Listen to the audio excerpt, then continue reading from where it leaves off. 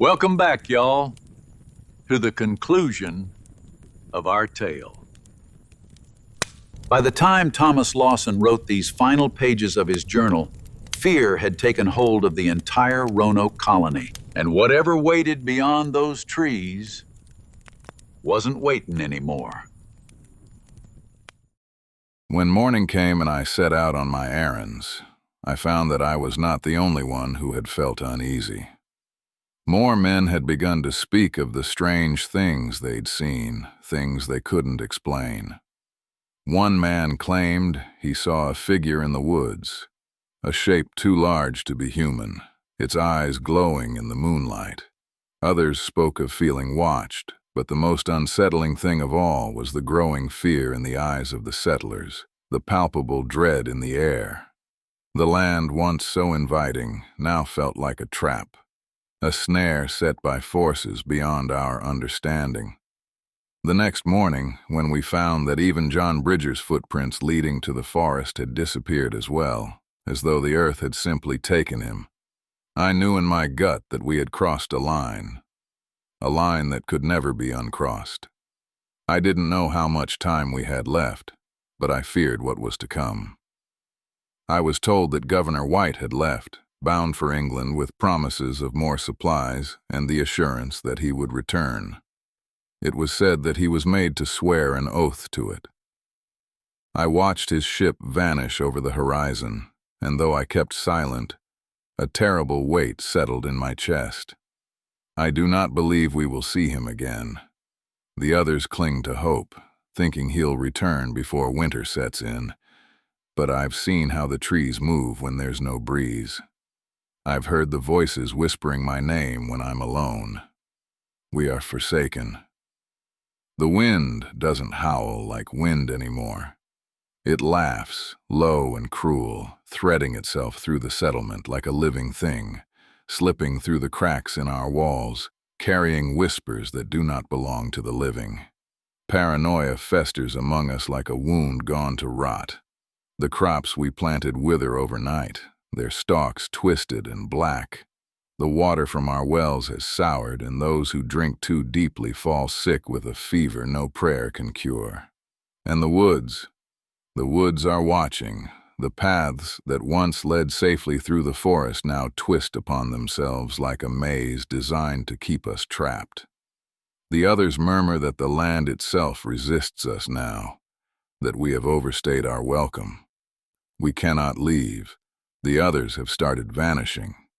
First it was small hunting parties, men who strayed too far beyond the settlement.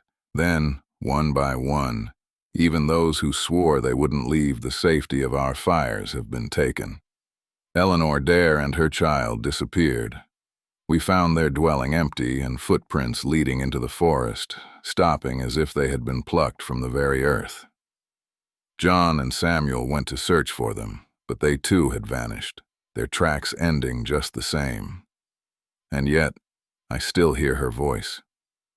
I wake in the night to whispers at the window, soft and pleading. Sometimes it is Eleanor. Sometimes it is my brother, lost years ago to the sea. I am not the only one.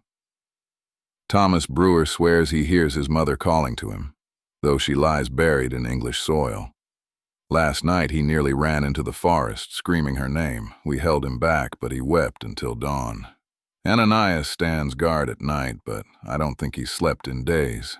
Some whisper of witches, of heathen rituals, of curses too dark to name. Fear festers among us, and I am afraid we will tear each other apart before the darkness even has the chance. And then there are the carvings. Strange symbols appear on our walls and doors, marks none of us made, gouged deep into the wood. I traced one with my fingers, and a cold shudder ran through me, as if the wood itself recoiled at my touch. I don't know what they mean, only that they weren't meant for us. Governor White has been gone too long. The sea should have returned him by now, yet there's only the horizon, empty and vast. The thought of his ship returning feels like a dream I can no longer hold on to. Those of us who remain don't speak of him. Hope is a dangerous thing when all else has turned against you. I swear there is something standing just past the settlement's walls at the edge of the clearing.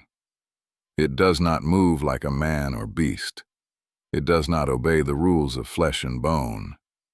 It shifts and flows between the trees, a shadow too large, too fluid, its limbs stretching in ways I cannot describe. The trees bow in its wake, yet no wind stirs. I tried to put words to its form, but the ink bled and blurred before my eyes. Perhaps it is mercy that my mind refuses to hold its image. We've trespassed on its land, and it will not suffer us to stay. It was here long before we came, and it will be here long after we're gone. My breath is labored and my hands shake as I write this. The others are gone. Eleanor, Ananias, even the baby. I am alone now, alone with it. And I am tormented by a word I find scratched into the wood of my door, carved into the trees outside the palisade. I do not remember doing it, yet I know my own hand made them. Croatoan. The word is in my thoughts and lingers on my tongue. Not a place, not a person. No, something older, something deeper. If I keep carving the name, maybe it will show mercy, maybe it will let me go. I have no sense of time anymore. I write and rewrite these words, but they twist and scatter before me. I must finish this account before it is too late. Someone must know what happened here. The air is heavy. It is harder to breathe. The light is fading. It is here. God help me. It sees me too. I must. When John White had sailed back to England for supplies, he planned to return that same year. But delays kept him grounded there, and it was not until 3 years had passed that he was finally able to return. When he reached the shores of Roanoke Island, what he found was nothing short of chilling. His ship's log would record the grim reality of the empty place that had once been home to so many. Ship's log, July 18th, 1590. Upon our return to Roanoke Island, there was nothing but silence. The settlement, once bustling with life, stood abandoned, as though its inhabitants had been wiped away in the night. Not a single soul remained. The houses were gone. Only their foundations remained, cracked and crumbling as if the land itself sought to erase them. The only sign of the people who once lived here was the word Croatoan, carved into a post, and a tree bearing the same inscription. I cannot explain the absence of the colony. No sign of struggle, no clue of where they went or why they left. It is as if the island itself has swallowed them whole. Well now, folks, a tale like that is sure to stick with you for a while. What really happened to those colonists still remains a mystery to this day. Who knows what they found in the wilds of the New World? So next time you're wandering around in the wilds of Virginia, or anywhere else for that matter, remember to respect the land, 'cause you never know who or what might be watching. Thanks for joining me tonight, and don't forget to like, subscribe, and leave one of them comments. Bye, y'all.